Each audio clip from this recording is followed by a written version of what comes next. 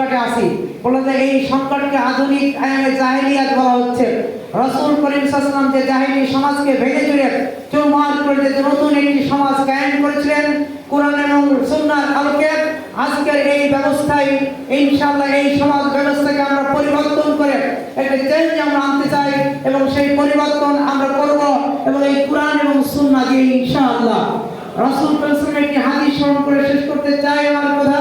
রাসূল সাল্লাল্লাহু বলেছেন যে আগামীর বিশ্ব শাসন ব্যবস্থা কেমন হবে? রাসূলের ইন্তিকালের পরে খিলাফতের যুগ আসবে, তারপর রাজতন্ত্রের যুগ আসবে, তারপর ষড়যন্ত্র জুলুমতন্ত্র আসবে, আবার পুরো বিশ্বে খিলাফতি শাসন ব্যবস্থা চালু হবে। আজকের বিশ্বের দিকে দিকে রাসূলের ইন্তিকালের পরে খিলাফতের যুগ চলে গেছে, রাজতন্ত্রের যুগ অবসান করেছে। এখন বিশ্বের প্রান্তে প্রান্তে ষড়যন্ত্র জুলুমতন্ত্র চলছে। এই ষড়যন্ত্র জুলুমতন্ত্রের পরেই রাসূলের ভবিষ্যৎবাণী অনুযায়ী আগামী বিশ্ব হবে খিলাফতি ব্যবস্থা চালু হবে ইনশাআল্লাহ। আমরা দৃঢ় বিশ্বাস করি আগামীকালের সূর্যোদয় যেমন সত্য, এই পুরা বিশ্বে আল্লাহর দেয়া বিধান অনুযায়ী রাসূলের সুন্নাহ অনুযায়ী আমার পুরা বিশ্বে সেই শাসন ব্যবস্থা চালু হবে ইনশাআল্লাহ। আজকে 95% মুসলমানের এই দেশে আজকে আমাদের এই দায়িত্ব রয়েছে যে স্বৈরাচারের হাত থেকে আমাদেরকে উদ্ধার করেছেন আল্লাহ। আমাদের এখন দায়িত্ব নতুন বাংলাদেশকে নতুন ভাবে গড়ার। এজন্য আগামীর বাংলাদেশ হবে ইসলামের বাংলাদেশ, আগামীর বাংলাদেশ হবে কোরআন সুন্নাহ দিয়ে পরিচালিত বাংলাদেশ। সেই দেশ পরিচালনার জন্য সামনে বাংলাদেশ জামাত ইসলামী সামনে থেকে ইনশাআল্লাহ পরিচালনা করবে। ইসলাম যখন পৃথিবীতে জন্ম নেন তখন গোটা পৃথিবী তার জন্য পাগল হয়েছিল। এখনো গোটা পৃথিবীতে পাগল আছে, আমরাও তার জন্য পাগল আছি। তার আদর্শই সমস্ত সংকটের সমাধান দেবে। তবে সেই আদর্শ কায়েমের ব্যাপারে আপনারা সকলে জানেন, সে আদর্শ এমনি এমনি কায়েম হবে না। ফেরেশতা এসে সে আদর্শ কায়েম করে দেবে না।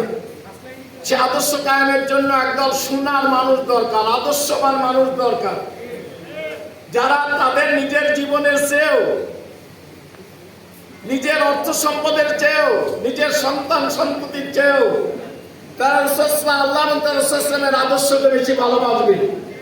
এই আদর্শ কায়েমের জন্য তারা তাদের জানমালকে উৎসর্গ করবে।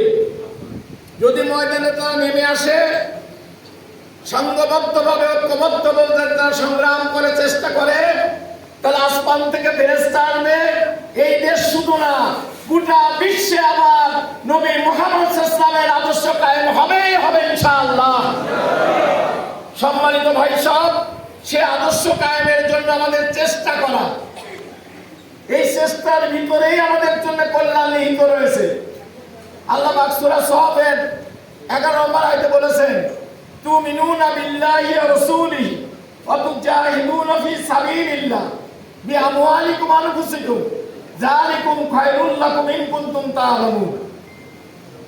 তোমরা আল্লাহ এবং তার রাসূলের উপরে নিঃশ্বাস সত্যি মানানো এবং আল্লাহ এবং তার রাসূলের দ্বীনকে বিজয়ের জন্য তোমরা সংগ্রাম করো তোমাদের জান দিয়ে, তোমাদের মাল দিয়ে। যালিকুম খায়রুল লাকুম, এই জানমাল দিয়ে সংগ্রামের ভিতরেই তোমাদের জন্য কল্যাণ নিহিত আছে। ইন কুনতুম তা'লামুন, যদি তুমি বোঝো, যদি তোমার বুঝ থাকে, তুমি যদি কল্যাণ প্রাপ্ত হতে চাও।